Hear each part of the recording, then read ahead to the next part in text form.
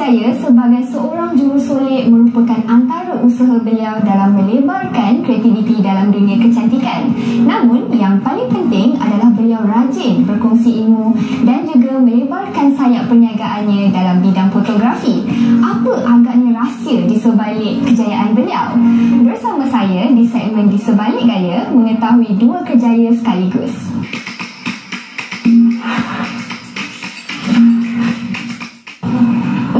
Ini tidak pernah duduk diam dalam memajukan dirinya. Kecil-kecil cili padi, beliau memastikan untuk sentiasa memberi yang terbaik kepada pelanggannya.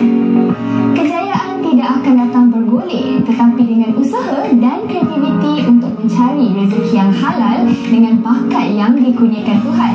Antara seni dan perniagaan, antara dunia solekan dan studio, siapa lagi kalau bukan Dee Ramza? Hari ini kita bersama seorang jurusolek profesional yang juga merupakan seorang pengusaha studio fotografi. Jadi inilah dia, Kak Bee. Hai. Hai Nina. Apa khabar? Alhamdulillah. Alhamdulillah. Okay, baik Kak Bee, boleh tak Kak Bee ceritakan sedikit bagaimana mulanya lahir minat untuk menjadi seorang jurusolek? Sebenarnya Kak Bee tak pernah terlintas untuk jadi seorang jurusolek, tapi dari sekolah sampailah ke peringkat universiti, Kak Bee memang suka menyertai macam kebudayaan, menari, teater. Jadi Kak Bee tahu sedikit demi sedikit pasal solekan melalui itulah apa yang kita buat, aktiviti macam tu lah. Selalunya teknik ataupun trend solekan akan berubah dari masa ke semasa, betul? Jadi sebagai seorang jurusolek, adakah mereka perlu ikut dengan trend ataupun kekal dengan gaya dia sendiri? Pada pendapat Kak Bee mula dulu dalam mungkin 12 tahun lepas, trend adalah berbeza. Memang sangat berbeza, sehingga hari ini trend berubah setiap tahun. Sebagai seorang makeup artist yang profesional, kita kena sentiasa up to date, kena sentiasa mengetahui dan mengikut trend. Tapi mesti juga jaga kita punya signature ataupun kita punya identiti, supaya orang kenal hasil kerja kita. Kak Bee banyak bekerjasama dengan artis-artis besar negara. Jadi boleh tak Kak Bee kongsi dengan kami sedikit pengalaman dengan mereka? Okey, pengalaman menyolek artis sebenarnya dia berbeza-beza. Okey, maksud dia berbeza-beza tu kita kena tengok keadaan ataupun apa tugas kita.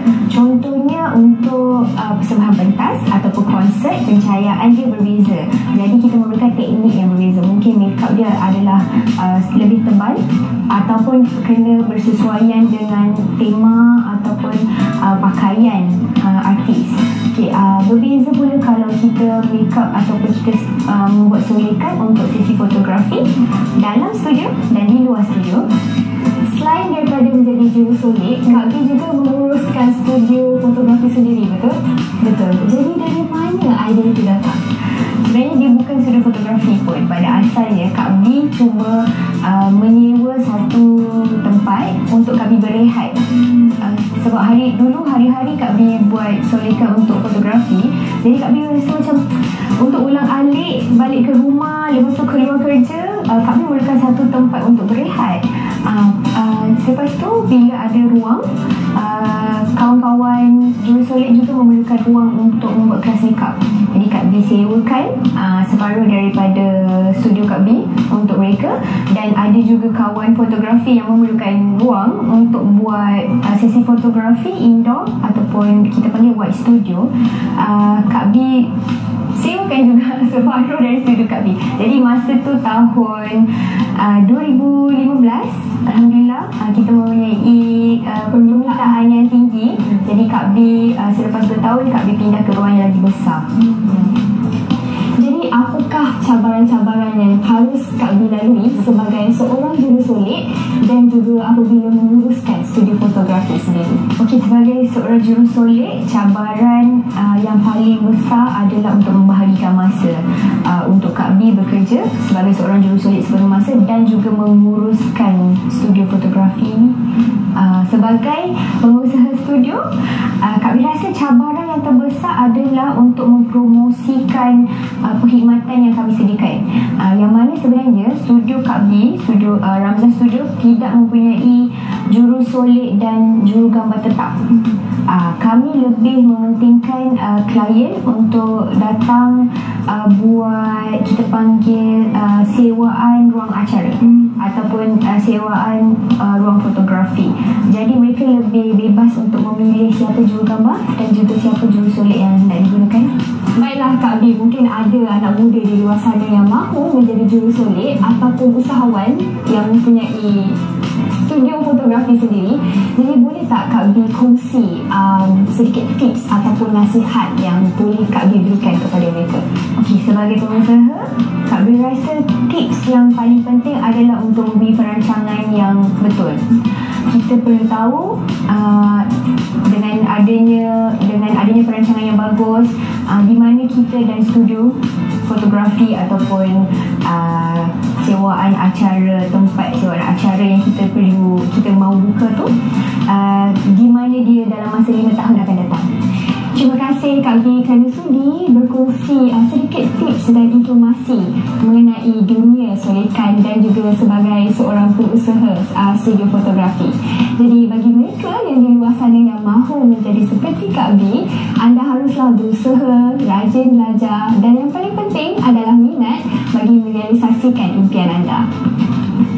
Badan berbau? Jangan risau. Gunakan sahaja cuka apple atau perahan lemon. Masukkan 1 sudu cuka apple dalam mangkuk dan celupkan kapas. Sapukan pada ketiak anda untuk seminit 2 sebelum membilasnya dengan air dan sabun mandi. Kesegaran sudah pasti menjadi milik anda. Nina, saya ni memang betul-betul teruja lah dengan tugasan kita pada minggu ini. Sebab apa tahu? Kita dapat berjumpa dengan mereka yang betul-betul bijak untuk menilai budaya bangsa. Betul tu. Bukan saja kreatif, malah inovatif dalam memartabatkan seni kraft tradisi kita. Kejayaan itu tidak akan mengkhianati usaha dan setiap kejayaan pasti ada nilai glamournya. Kita jumpa pada hari dan waktu yang sama bersama dia, Razman Mahayudin dan dia Nina Amin dalam Rias Persona Paparan Bergaya Penuh Warna.